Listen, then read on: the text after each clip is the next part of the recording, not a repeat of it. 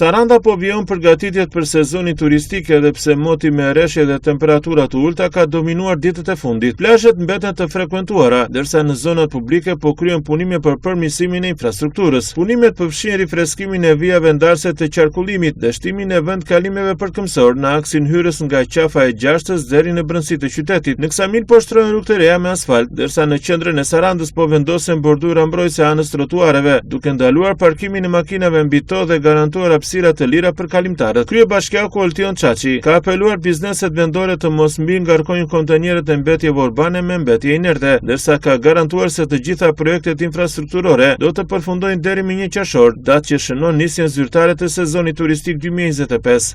Për sa i përket investimeve, këtu pjesë ka filluar, një pjesë janë gati, një pjesë buxhetohen së shpejti.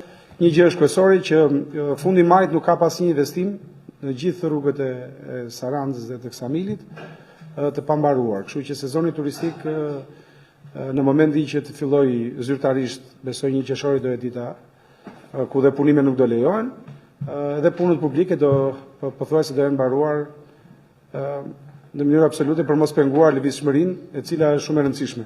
Do të edhe me mbetjet urbane, sidomos tani që gjithë bëhen gati për të rregulluar ambientet e tyre dhe gjitha ambjentet i hedhin vend e pa vend. Edhe ne ndonjëherë na e bën të pamundur që të shërbejmë në kohë, por duke u bërë një thirrje shumë e rëndësishme, turizmi nuk bëhet vetëm brenda shtëpisë, bëhet edhe jashtë saj. Dhe do i kërkoja të gjithëve që të kenë pak vëmendje.